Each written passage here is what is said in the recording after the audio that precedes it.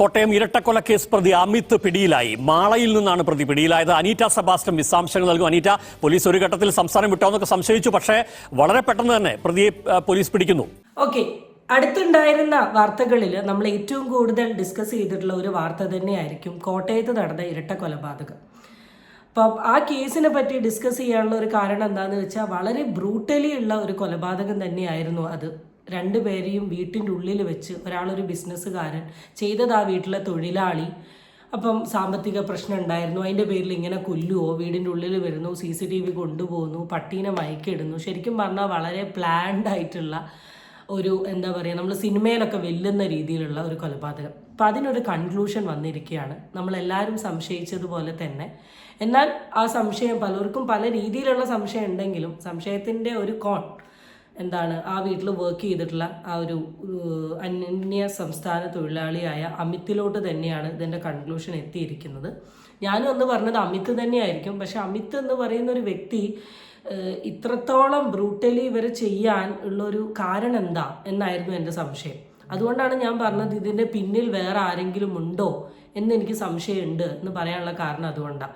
പക്ഷെ ആ കാരണമൊക്കെ തെളിയിച്ചുകൊണ്ടാണ് ഇപ്പോഴത്തെ വീഡിയോസും കാര്യങ്ങളും വന്നത്. ഇപ്പം നമുക്ക് വീഡിയോയിലോട്ട് നോക്കാം. തീർച്ചയായിട്ടും ദാസ്, പോലീസിന്റെ ഏറ്റവും അഭിമാനകരമായ നേട്ടമെന്ന് തന്നെ പറയാൻ കഴിയും. കാരണം ഒരു കുറ്റകൃത്യം ചെയ്തു കഴിഞ്ഞാൽ അങ്ങനെയൊന്നും കേരളത്തിൽ നിന്ന് രക്ഷപ്പെടാൻ കഴിയില്ല എന്നുള്ളതിന്റെ ഏറ്റവും വലിയ സന്ദേശം തന്നെയാണ് പോലീസിന്റെ ഭാഗത്ത് നിന്ന് ഉണ്ടായിരിക്കുന്നത്. കോട്ടയം വെസ്റ്റ് പോലീസിന്റെയും ജില്ലാ പോലീസ് മേധാവിയുടെയും ഒക്കെ നേതൃത്വത്തിലുള്ള സംഘങ്ങളാണ് പ്രതിക്ക് വേണ്ടി വലവിരിച്ചത്.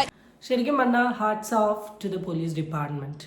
പൊതുവേ എൻ്റെ വീഡിയോ കാണുന്ന സമയത്ത് ഞാൻ എപ്പോഴും പറയുന്നതാണ്, പോലീസുകാരോ കോടതിയോ ഇതിന് വേണ്ട ഫാസ്റ്റായിട്ടുള്ള നിയമം എടുക്കണം, ഫാസ്റ്റായി കണ്ടുപിടിക്കണം എന്നൊക്കെ ഞാൻ പറയുമ്പം, ഞാൻ റീസെൻ്റ്ലി ഏതോ 1-2 വീഡിയോൻ്റെ താഴെ ഒരു കമൻറ്റ് കണ്ടു.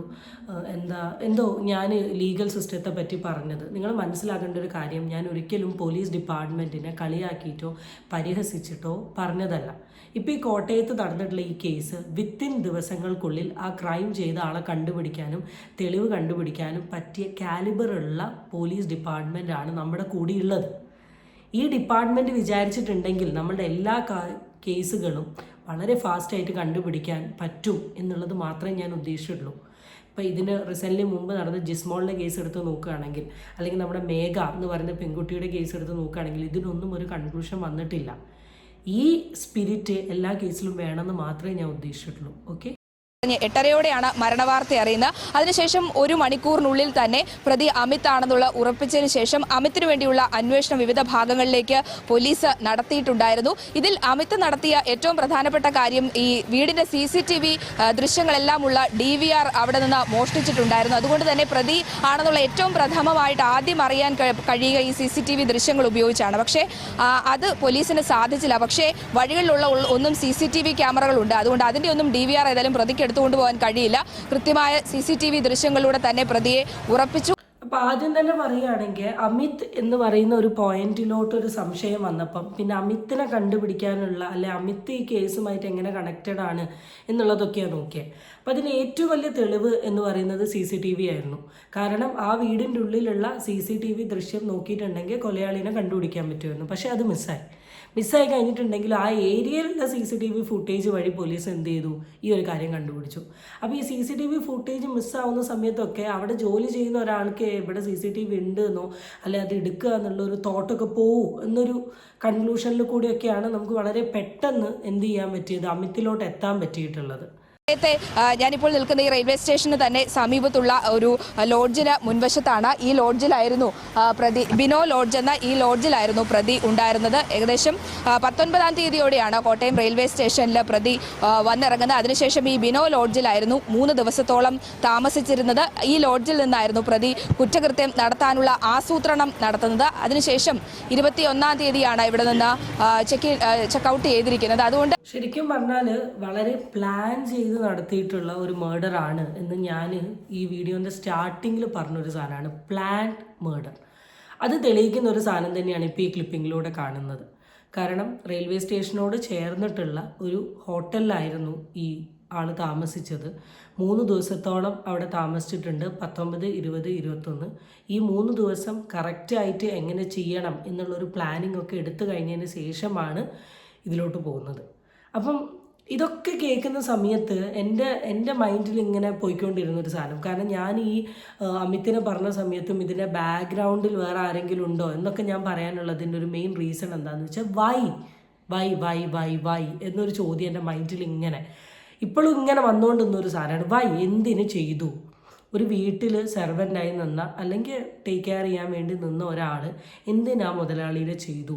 ആളുടെ ഭാഗത്തു നിന്ന് എന്ത് മിസ്റ്റേക്കാണ് ഉണ്ടായത്? അല്ലെങ്കിൽ ഇത്ര മൃഗീയമായ രീതിയിൽ ഒരാളെ കൊല്ലാൻ മാത്രമുള്ള എന്ത് കാര്യമാണ് ആ പെർട്ടിക്കുലർ വ്യക്തി ഇവനോട് ചെയ്തത് എന്നൊരു കൺഫ്യൂഷനായിരുന്നു എനിക്കുണ്ടായിരുന്നത്. ആ ഒരു ഒറ്റ കൺഫ്യൂഷൻ്റെ പുറത്താണ് ഞാനിങ്ങനെ ചിന്തിച്ച് ഞാൻ പറഞ്ഞത് ഇതിന് പുറകിൽ വേറെ ആളുണ്ടാവാനുള്ള ചാൻസ് ഉണ്ട്, അയാൾ ഇവനെ കൊണ്ട് ചെയ്യിപ്പിച്ചതായിരിക്കും, ഇവൻ ഓൾറെഡി പ്രശ്നമുള്ളതുകൊണ്ട് നമ്മളുടെ ഫോക്കസ് ഇങ്ങോട്ട് പോവുക എന്നൊരു ചോദ്യം. പക്ഷെ ആ ചോദ്യത്തിലുള്ള ഒരു മറുപടി, അയാളും ഭാര്യയും ഒരുമിച്ച് ജോലി ചെയ്യുമ്പോൾ അയാളുടെ മുന്നിൽ വെച്ച് തന്നെ വിജയകുമാർ പലപ്പോഴും ഭാര്യയോട് ഒരു അധിക്ഷേപത്തോടെ പെരുമാറുന്നു, അടിമയെ പോലെ കാണുന്നു, തന്നോടും അങ്ങനെ തന്നെ പെരുമാറുന്നു. ഏറ്റവും ഒടുവിൽ ഈ മൊബൈൽ ഫോൺ മോഷ്ടിച്ചത് അയാൾ നൽകിയ മൊഴി ഇതാണ്. ഏതാണ്ട് പല ദിവസങ്ങളായി ശമ്പളം ചോദിച്ചു, പക്ഷെ ആ ശമ്പളം കൊടുക്കാൻ തയ്യാറായില്ല. വിജയകുമാർ ശമ്പളമൊക്കെ പിശുക്കിയാണ് കൊടുത്തിരുന്നത്, ചെറിയ ശമ്പളമാണ് നൽകിക്കൊണ്ടിരുന്നത്. പക്ഷേ ഈ ഉള്ള ശമ്പളം ചോദിച്ചിട്ടും കൊടുക്കാൻ തയ്യാറായില്ല. അതുകൊണ്ട് ഫോൺ മോഷ്ടിക്കുന്നു, നാട്ടിലേക്ക് പോകുന്നു. തന്ത്രപരമായി ഇയാൾക്ക് ഓൺലൈനിൽ പല ഇങ്ങനെയൊക്കെ മാറ്റാനുള്ള എല്ലാ വൈദഗ്ധ്യവും ഉണ്ട്.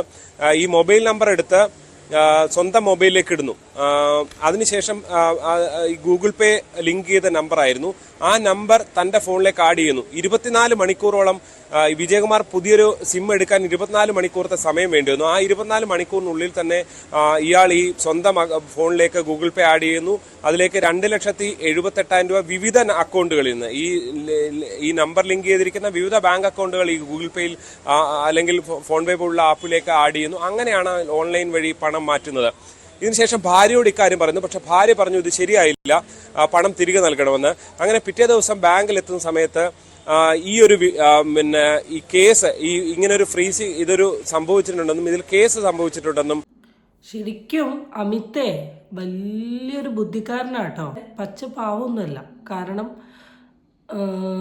ഫോണിൻ്റെ എല്ലാ ടെക്നിക്കും കാര്യങ്ങളും ഒക്കെ അറിയാമെന്നാണ് പറഞ്ഞത്. പക്ഷേ ഈ ഫോണ് തന്നെയാണ് അമിത്തിനെ ചതിച്ചിട്ടുള്ളത്.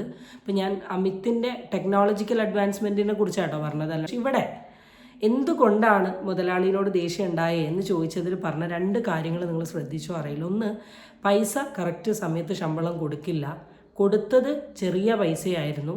അമിത്തിൻ്റെ ഭാര്യയോട് ഒരു അധിക്ഷേപിക്കുന്ന രീതിയിൽ എന്ന് വെച്ചാൽ എന്തൊരു കളിയാക്കുന്ന രീതിയിലോ പുച്ഛിക്കുന്ന രീതിയിലോ സംസാരിച്ചിരുന്നു എന്നുള്ളത്. ഇങ്ങനെ ഒരു കാര്യം ഇല്ലാണ്ട് ഒരിക്കലും അമിത് പറയില്ല. കാരണം ഈ കേസ് ഫ്രണ്ടോട്ട് കേൾക്കുന്ന സമയത്ത് നമുക്ക് കാണാൻ പറ്റും, അമിത് ഇങ്ങനെ പൈസ മോഷ്ടിച്ചു എന്നറിഞ്ഞ സമയത്ത് ഭാര്യ പറഞ്ഞു ആ പൈസ തിരിച്ചു കൊടുക്കണം. അപ്പം തന്നെ അമിത് വില്ലിങ് ആയിരുന്നു പൈസ കൊടുക്കാൻ. പക്ഷെ അപ്പോഴേക്ക് ഇത് കേസും കാര്യങ്ങളൊക്കെ. അപ്പോൾ ഭാര്യയെ ഒരുപാട് സ്നേഹിക്കുന്ന ഒരാളാണ് അമിത്. അപ്പം ആ വൈഫിൻ്റെ നേരെ ഇങ്ങനെ മോശമായിട്ടുള്ള ഒരു കാര്യം ഉണ്ടാകുന്ന സമയത്ത്, അല്ലെങ്കിൽ മോശമായി ഇങ്ങനെ പറയുന്ന സമയത്ത് ഒരു ഭർത്താവിന് എന്തായാലും അതിൽ ദേഷ്യം പിടിക്കും. ഭർത്താവ് എന്തായാലും അതിന് എഗെയിൻസ്റ്റ് ആയിട്ട് അല്ലെങ്കിൽ അതിൻ്റെ ചെയ്ത ആളുടെ എഗെയിൻസ്റ്റ് ആയിട്ട് റിയാക്ട് ചെയ്യും എന്നുള്ളത്. പിന്നെ ഈ പണക്കാർക്ക് തീരെ പൈസ ഇല്ലാത്തവൻ തൻ്റെ കയ്യിലുള്ള എന്തെങ്കിലുമൊക്കെ കൊടുത്ത് സഹായിക്കും. പൈസ അട്ടിയുള്ളവന്മാർക്കാണ് പിശുക്ക് എന്ന് പറയുന്നത് സത്യം തന്നെയാണ്. കാരണം അന്യസംസ്ഥാന തൊഴിലാളികൾ നമ്മുടെ നാട്ടിൽ വന്ന് ജോലി ചെയ്യുമ്പോൾ നമുക്ക് ഭയങ്കര പുച്ഛ അവരുടെ അടുത്ത്. കാരണം കേരളത്തിലെ പണിക്കാർ ഒരു ദിവസം പണിക്ക് 1,100 വാങ്ങുന്നതെങ്കിൽ അന്യസംസ്ഥാന തൊഴിലാളികൾക്ക് നമ്മൾ നൈസായിട്ട് 600 കൊടുത്തിട്ട് നമ്മളുടെ പണി അങ്ങ് ചെയ്യിക്കും. ചിലപ്പോൾ ഇതേ ആറ്റിറ്റ്യൂഡ് ഈ പുള്ളിക്കാരനും ഉണ്ടാവും. രാവിലെ തൊട്ടിട്ട് വൈകുന്നേരം വരെ പണി എടുപ്പിച്ചിട്ട് ഒരു പൈസയും കൊടുക്കുന്നുണ്ടാവില്ല. അല്ലെങ്കിൽ തൊൻ്റെ ശമ്പളം കിട്ടാണ്ട് വരുന്ന സമയത്ത് ഉണ്ടാകുന്ന പ്രശ്നമുണ്ട്. നമ്മളെല്ലാവരും പണിയെടുക്കുന്നത് പൈസയ്ക്ക് വേണ്ടിയിട്ടാണ്. പണിയെടുത്തു കഴിഞ്ഞാൽ നമ്മൾ പൈസ ആഗ്രഹിക്കുകയും ചെയ്യും. അത് കിട്ടാണ്ട് വരുമ്പോൾ നമ്മളുടെ ഉള്ളിൽ ഉണ്ടാകുന്ന ഒരു ഫ്രസ്ട്രേഷൻ ഉണ്ട്. അപ്പോൾ 1, 2, 3, 4, 5, 6 തവണ പൈസേൻ്റെ കാര്യം ഇങ്ങനെ ചോദിച്ചുകൊണ്ട് നിൽക്കുക. അപ്പം നേരിടുന്ന കളിയാക്കലും പരിഹാസവും പുച്ഛത്തുനിന്നും ഒക്കെ വന്നിട്ടുള്ള ഒരു അഗ്രസീവ് മൈൻഡ് തന്നെയാണ് അമിത്തിന് ഉണ്ടായിട്ടുള്ളത്. പൈസ കൊടുക്കാൻ പറ്റില്ലെങ്കിൽ പണിക്കാരെ പണിക്ക് നിർത്തരുത്. ഞാൻ എപ്പോഴും പറയുന്നേ, ആണുങ്ങളുടെ മൈൻഡ് ബേസിക്കലി ഒരു പ്രഷർ കുക്കറാണ്. നമ്മൾ പെണ്ണുങ്ങൾ എന്തു റിയാക്ട് ചെയ്ത് തീർക്കും. ചെറിയൊരു പ്രശ്നം തൊട്ട് വലിയ പ്രശ്നം വരെ നമ്മൾ പറഞ്ഞങ്ങ് തീർക്കും. ആണുങ്ങൾ അങ്ങനെയൊന്നും പറയില്ല. ഉള്ളിലിങ്ങനെ വെച്ച് ഒരു സ്റ്റേജ് എത്തുമ്പോൾ അത് പൊട്ടിത്തെറിക്കും. അതെങ്ങനെയാണ് പറയാൻ പറ്റില്ല. അതായിരിക്കും കുറേ മാസങ്ങളോളം അനുഭവിച്ച കാര്യങ്ങളൊക്കെ ഉള്ളിൽ വെച്ച് ഒരു സെക്കൻഡായിരിക്കും ഇവൻ എന്ത് ചെയ്തിട്ടുണ്ടാവുക, പൊട്ടിത്തെറിച്ചിട്ടുണ്ടാവുക. എന്തായാലും ഇതിനുശേഷം ഇയാൾ ഏതാണ്ട് 5 മാസത്തോളം ജയിലിൽ കിടക്കുന്നു. ഫൈസൽ ഷാജി എന്ന ആൾ സഹതടവുകാരനാണ് ഇയാളെ പുറത്തിറക്കാൻ ആളെ റെഡിയാക്കി കൊടുക്കുന്നത്. 2 സ്ത്രീകളെ നൽകി അവർക്ക്. പക്ഷേ ഇയാൾക്ക് നാട്ടിലേക്കൊക്കെ പോകാനുള്ള ബോണ്ട് വ്യവസ്ഥകൾ ഉണ്ടായിരുന്നു. തുടർന്നാണ് കുമളിയിൽ തട്ടുകടയിൽ ജോലി ചെയ്യുന്നത്. അതിനുശേഷം നാട്ടിലേക്ക് പോകാൻ കഴിയാത്ത സാഹചര്യം ഉണ്ടാകുന്നു. ഇവിടെ കോട്ടയത്ത് വന്ന് മുറിയെടുക്കുന്നു. ഈ മുറിയെടുക്കുന്ന സമയത്തും ഇയാൾക്ക് കൊല ചെയ്യാനുള്ള താല്പര്യം ഉണ്ടായിരുന്നില്ല എന്നാണ് പറയുന്നത്. പക്ഷേ വിജയകുമാറിനെ വീണ്ടും വിളിച്ച് ചോദിക്കുന്നു, തനിക്കെതിരായ കേസ് എങ്ങനെയെങ്കിലും പിൻവലിക്കുമോ, അങ്ങനെയുണ്ടെങ്കിൽ തനിക്ക് നാട്ടിലേക്ക് പോകാൻ കഴിയും. ഏതാണ്ട് 1.5 മാസം മുൻപാണ് അതിനിടെ ഇയാളുടെ ഭാര്യ ഏതാണ്ട് 6 മാസം ഗർഭാവസ്ഥയിൽ വയറ്റിൽ കിടന്ന് തന്നെ കുഞ്ഞു മരിക്കുന്ന സാഹചര്യം ഉണ്ടാകുന്നത്. ആ സമയത്തെല്ലാം ഇയാൾക്ക് പരിചരിക്കാൻ കഴിയാത്തതിന്റെ പ്രശ്നമുണ്ടായിരുന്നു. ഭാര്യയുമായി പ്രണയവിവാഹമായിരുന്നു. ഈ ഒരു ന്യൂസിൽ നിന്ന് കറക്റ്റ് എന്താ സംഭവിച്ചതെന്നുള്ളത് നമുക്ക് ക്ലിയർ ആണ്. അങ്ങനെ ഈ ഭാര്യ പറഞ്ഞതനുസരിച്ച് പൈസ കൊടുക്കാമെന്ന് കരുതിയെങ്കിലും കേസ് ഓൾറെഡി പോയി. പിന്നെ പൈസ കൊടുക്കുക എന്നുള്ളൊരു ഓപ്ഷൻ ഓഫ് കോഴ്സ് ആർക്കില്ല, അമിത്തിനില്ല. അപ്പോഴേക്ക് കേസായി, അമിത്തിനെ പിടിക്കുന്നു. അമിത് 5 മാസത്തോളം ജയിലിൽ കിടക്കുന്നു. ജയിലിൽ നിന്ന് ഇറങ്ങിക്കഴിഞ്ഞെങ്കിലും കേസ് നടക്കുന്നതിനാൽ, കേസിൻ്റെ പ്രൊസീജിയർ നടക്കുന്നതിനാൽ അമിത്തിന് തിരിച്ച് അവൻ്റെ നാട്ടിലോട്ട് പോകാൻ പറ്റിയില്ല. അപ്പോഴേക്ക് പ്രണയിച്ച് വിവാഹം ചെയ്തതാണ്. ഭാര്യ പ്രഗ്നൻ്റ് ആണ്. അപ്പോൾ ഒരു പ്രഗ്നൻ്റ് സമയമാവുന്ന സമയത്ത് ഏത് ഭർത്താവിനാണെങ്കിലും സ്വന്തം ഭാര്യേൻ്റെ കൂടെ നിൽക്കണമെന്നും ഭാര്യേനെ ടേക്ക് കെയർ ചെയ്യണം എന്നൊക്കെ ആഗ്രഹം ഉണ്ടാവും. പക്ഷേ ഈ കേസ് കാരണം ഇവന് പോകാൻ പറ്റിയില്ല. എത്രയോ തവണ ഇവൻ ഈ പെർട്ടിക്കുലർ ആളെ വിളിച്ച് സംസാരിച്ചിട്ടുണ്ട്. എന്ന് വെച്ചാൽ ഇവൻ വർക്ക് ചെയ്ത അവിടുത്തെ വിജയകുമാർ അല്ലേ, വിജയകുമാറിനെ വിളിച്ച് പറഞ്ഞിട്ടുണ്ട് കേസ് എങ്ങനെയെങ്കിലും ഒന്ന് പിൻവലിക്കണം, എനിക്ക് പോകണമെന്ന്. പക്ഷേ ആള് ആ വാശിയിൽ അങ്ങ് നിന്നു. ഇവിടെ 2 ചോദ്യങ്ങൾ നമ്മുടെ മനസ്സിൽ വരാം. 2 ലക്ഷം രൂപയ്ക്ക് നിൽക്കണമായിരുന്നോ, അല്ല ഇപ്പുറത്തെ സൈഡിൽ 2 ലക്ഷം അല്ലേ എന്നൊരു മൈൻഡ് വരാം. അത് ഡിപ്പെൻഡ് ഓൺ ഓരോ വ്യക്തികളുടെ സ്വഭാവമാണ്. ഇപ്പം എന്നോടിപ്പാണ് എന്താണ് ഇങ്ങനെ ഒരു സാഹചര്യത്തിൽ ചെയ്യുക എന്ന് ചോദിച്ചാൽ, ഞാൻ അത്യാവശ്യം നല്ല സാമ്പത്തിക സ്ഥിതിയുള്ള ഒരാളാണെങ്കിൽ, ഈ പർട്ടിക്കുലർ ആൾ നല്ല സാമ്പത്തിക സ്ഥിതിയുള്ള ഒരാളാണ്. അപ്പം എൻ്റെ കൂടെ വർക്ക് ചെയ്യുന്ന, അല്ല എൻ്റെ വീട്ടിൽ വർക്ക് ചെയ്യുന്ന തൊഴിലാളികളുടെ സാഹചര്യം ഒക്കെ എനിക്ക് മനസ്സിലായി. ആ സാഹചര്യത്തിൻ്റെ പുറത്താണ് അവനിത് ചെയ്തത് എന്ന് മനസ്സിലായിട്ടുണ്ടെങ്കിൽ ഞാൻ ചിലപ്പോൾ ഒന്ന് കണ്ണടക്കിയായിരുന്നു. ആ കേസ് എങ്ങനെയെങ്കിലും വേണ്ടാന്ന് വെച്ചിട്ട് സോൾവ് ചെയ്യായിരുന്നു. അത് എൻ്റെ ഒരു മനസ്സാണ്, എല്ലാവർക്കും മനസ്സുണ്ടാവുന്നൊന്നും ഞാൻ പറയുന്നില്ല. അപ്പോൾ ഇവൻ എത്രയോ തവണ ചോദിക്കുന്ന സമയത്തൊന്നും പുള്ളിക്കാരൻ സമ്മതിക്കുന്നില്ല. അത് ഓട്ടോമാറ്റിക്കലി അവനിലുണ്ടാക്കിയ വാശിയാണ് ഇങ്ങനൊരു ഇതിലോട്ട് കൊണ്ടുപോയത്. ആൻഡ് ഇതിനെ ഇത്രത്തോളം ഇവനെ ഇങ്ങനെ പ്രേരിപ്പിക്കുന്ന ഒരു കാര്യം എന്താണെന്ന് വെച്ചാൽ, ഇവൻ ഒരച്ഛനാവാൻ പോവായിരുന്നു. ഇവൻ്റെ ഭാര്യ 6 മാസം നിൽക്കെ കുട്ടി അബോട്ടായിപ്പോയി. കാരണം എന്താണെന്നൊന്നും നമുക്കറിയില്ല. ചിലപ്പോൾ ഹെൽത്ത് കോംപ്ലിക്കേഷനോ എന്തെങ്കിലുമൊക്കെ ആയിരിക്കാം. പക്ഷേ ആ അബോട്ടായതിൽ ചിലപ്പോൾ ഒരു റീസൺ ആ പെൺകുട്ടിക്ക് വന്ന മാനസിക ബുദ്ധിമുട്ടായിരിക്കും. കാരണം പ്രഗ്നൻ്റ് ആയി നിൽക്കുന്ന സമയത്ത് സ്വന്തം ഭർത്താവ് ജയിലിൽ കിടക്കുക എന്ന് പറഞ്ഞാൽ ഒരു ഭാര്യയ്ക്ക് സന്തോഷത്തോടു കൂടി നിൽക്കാൻ പറ്റില്ല. ആൻഡ് ജയിലിൽ നിന്ന് ഇറങ്ങിയിട്ട് പോലും എൻ്റെ ഭർത്താവിനെ കാണാൻ പറ്റുന്നില്ലല്ലോ എന്നൊരു സ്ട്രെസ്സും ടെൻഷനും എല്ലാം കൂടെ കയറുന്നുണ്ടാവും. ഇവനെ വിളിക്കുന്നുണ്ടാവും, ഇവനെ വിളിച്ച് സംസാരിക്കുന്നുണ്ടാവും, എങ്ങനെയെങ്കിലും വരാൻ നോക്കുമെന്ന് പറയുന്നുണ്ടാവും, കരയുന്നുണ്ടാവും. അപ്പം ഇതിൻ്റെയൊക്കെ പുറത്താണ് ഇവൻ ചോദിക്കുന്ന സമയത്ത് അവിടെ നിന്നാണ് സമ്മതിക്കുന്നില്ല. ലൈക്ക് കേസ് പിൻവലിക്കാൻ ഞാൻ റെഡി അല്ല, നീ പൈസ തരാണ്ട് ഞാൻ സമ്മതിക്കില്ല എന്നൊരു സ്ട്രോങ്. അതിൻ്റെ പെട്ടെന്ന് കുട്ടിയും കൂടെ മരിക്കുന്ന സമയത്ത് അവന് ഒരു ഭ്രാന്താവസ്ഥയിലോട്ട് പോയിട്ടുണ്ടാവും. അവൻ്റെ ഇമോഷൻ ഫുൾ അവൻ്റെ കയ്യിലല്ലായിരിക്കും. ആ ഒരു സെക്കൻഡിൽ ആ ഒരു ഇമോഷൻ്റെ പുറത്ത് തോന്നിയ ഒരു ദേഷ്യം, വൈരാഗ്യത്തിൻ്റെ പുറത്താണ് ഇവൻ നേരെ അവിടെ ചെല്ലുന്നതും കൊല്ലുന്നതും. ഇതിൽ തന്നെ വളരെ വ്യക്തമായിട്ട് പറയുന്നുണ്ട്, ഞാൻ ഈ പർട്ടിക്കുലർ വ്യക്തിനെ മാത്രമാണ് കൊല്ലാൻ വിചാരിച്ചത്.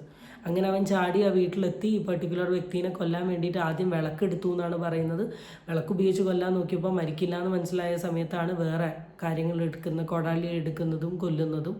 ആ ശബ്ദം കേട്ടിട്ടാണ് വൈഫ് വരുന്നത്. അപ്പോഴാണ് വൈഫിനെയും കൊല്ലുന്നേ എന്നൊക്കെ പറയുന്നത്. ഇത് ഒരു റിവെഞ്ച് മൈൻഡാണ്. കാരണം നമ്മളുടെയൊക്കെ ലൈഫിൽ നമുക്ക് ഏറ്റവും കൂടുതൽ വിഷമിപ്പിക്കുന്ന ഒരു കാര്യം എന്താണെന്ന് ചോദിച്ചിട്ടുണ്ടെങ്കിൽ ഇൻസൾട്ടാണ്. കാരണം ഇപ്പം എൻ്റെ ജീവിതത്തിൽ ഞാൻ കണ്ടിട്ടുണ്ട്, എല്ലാവർക്കും എന്നെ ചീത്ത പറയാനും വഴക്ക് പറയാനും, അല്ലെങ്കിൽ എനിക്ക് വേണ്ടപ്പെട്ട ആൾക്കാർക്ക് എന്നെ ചീത്ത പറയാനും വഴക്ക് പറയാനുള്ള റൈറ്റ് ഉണ്ട്. പക്ഷേ അത് ഞാനും ആ വ്യക്തിയുള്ള പ്രൈവസിയിലാണ്. ഇപ്പം എന്നെ ഏട്ടൻ ചീത്ത പറയുള്ള, അമ്മ പറയുള്ള, അച്ഛൻ പറയുള്ള ഒക്കെ ഉണ്ട്. അപ്പം എനിക്കിത് പുറമുള്ള ഒരാളുടെ മുമ്പിൽ വെച്ച് എൻ്റെ അടുത്ത് പെട്ടെന്ന് ഒച്ചയിടുമ്പോൾ ഞാൻ ഭയങ്കര ഇൻസൾട്ട് ആവും, ഞാൻ ഭയങ്കര ഇറിറ്റേറ്റഡ് ആവും, ഞാൻ ഭയങ്കര ഡിസ്റ്റർബ്ഡ് ആവും. ഞാൻ പെട്ടെന്ന് തിരിച്ചെന്ത് ചെയ്യും, റിയാക്ട് ചെയ്യും. ഇവനിൽ സംഭവിച്ചത് ഇതാണ്. കുറേ ദിവസങ്ങളായി ജോലി ചെയ്യാണ്, കറക്റ്റ് പൈസ കൊടുക്കുന്നില്ല, കറക്റ്റ് പണം കൊടുക്കുന്നില്ല, സാലറി കൊടുക്കുന്നില്ല, ഭാര്യനെ കളിയാക്കുന്നു. അങ്ങനെ പിന്നെ സഹി കെട്ടിട്ട് ദേഷ്യത്തിൻ്റെയും വാശിൻ്റെയും പുറത്ത് അവൻ്റെ എന്തോ സാഹചര്യം മൂലം പൈസ എടുക്കുന്നു.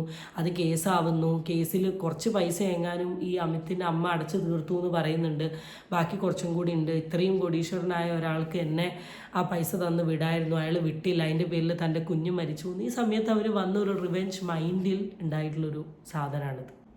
ഈ ഇരട്ട കൊലപാതകം എന്നൊക്കെ കേട്ട സമയത്ത് ടു എ സൈഡ് എനിക്ക് അമിത്തിനോട് വളരെ ദേഷ്യമായ രീതിയിൽ ഇത്ര മൃഗീയമായി ചെയ്തല്ലോ എന്നൊക്കെ തോന്നിയിട്ടുണ്ട്. ഇത് ശരിയായ പ്രവൃത്തിയാണെന്ന് ഞാൻ പറയുന്നില്ല. ബട്ട് എന്തുകൊണ്ട് എന്നൊരു ചോദ്യമാണ് ഞാൻ ഫസ്റ്റ് ടു ലാസ്റ്റ് വരെ ചോദിച്ചത്. അതിനുള്ള ഒരു ക്ലിയർ ആൻസർ എനിക്കിതിൽ കൂടെ കിട്ടി. പിന്നെ ഞാൻ എപ്പോഴും പറയുന്ന ഒരു ഡയലോഗുണ്ട്, പലനാൾ കള്ളൻ ഒരു നാൾ പിടി. അത് തെളിയിക്കുന്ന രീതിയിലുള്ള ഒരു സാധനം കൂടെ ഈ കേസിൽ നടന്നിട്ടുണ്ട്. അതും കൂടെ നോക്കിയിട്ട് നമുക്ക് ഈ വീഡിയോ അവസാനിപ്പിക്കാം. ഇതിനുള്ളിൽ നിന്നൊരു പ്ലാറ്റ്ഫോം ടിക്കറ്റ് കിട്ടിയിട്ടുണ്ട്. അത് അന്നേ ദിവസം ഈ റെയിൽവേ സ്റ്റേഷനിലേക്ക് എത്തിയപ്പോഴേക്കും അവിടെ നിന്ന് കയ്യിലുണ്ടായിരുന്നത് ആ വീട്ടിൽ നഷ്ടപ്പെട്ടതാണെന്നുള്ളതാണ് മനസ്സിലാക്കുന്നത്. ഏതൊരു കേസെടുത്താലും അതിലൊരു ഗോഡ്സ് വിറ്റ്നസ് എന്നുള്ള രീതിയിൽ എന്തെങ്കിലും ഒരു തെളിവ് അവശേഷിക്കപ്പെടാറുണ്ട്. നമ്മളെപ്പോഴും പറയുന്ന കാര്യം തന്നെയാണ്, എന്തെങ്കിലുമൊക്കെ തെറ്റ് നമ്മൾ ചെയ്തിട്ടുണ്ടെങ്കിൽ പിടിക്കപ്പെടും. പിടിക്കാണ്ട് ഒരിക്കലും നിൽക്കില്ല. അതാണ് ഇവിടെ. ഇത്രയും പ്ലാൻ ചെയ്തൊരു മേർഡർ, 3 ദിവസത്തോളം ഇരുന്ന് ആലോചിച്ച് കണ്ടുപിടിച്ച് ഇത്ര ബ്രൂട്ടലി ചെയ്തൊരു സാധനം. പക്ഷെ അവസാനം ഒരൊറ്റ പ്ലാറ്റ്ഫോം ടിക്കറ്റിൽ എല്ലാം തീർന്നു. സോ കാണുന്നവരോട് പറയാം, നമ്മൾ ഇമോഷണലി വൾണറബിൾ ആക്കുന്ന ഒരുപാട് സിറ്റുവേഷൻസ് നമ്മളുടെ ലൈഫിലുണ്ടാവും. Never sacrifice your life. അതിൻ്റെതായ നല്ല മാർഗങ്ങളിൽ കൂടെ അതിനൊരു റിസൾട്ട് ഉണ്ടാക്കാൻ ശ്രമിക്കുക, അല്ലാണ്ട് ഇങ്ങനത്തെ ഇതിൽ പോയി വീഴാതിരിക്കുക. Guys, stay tuned for the next video and don't forget to subscribe. Tata, bye bye.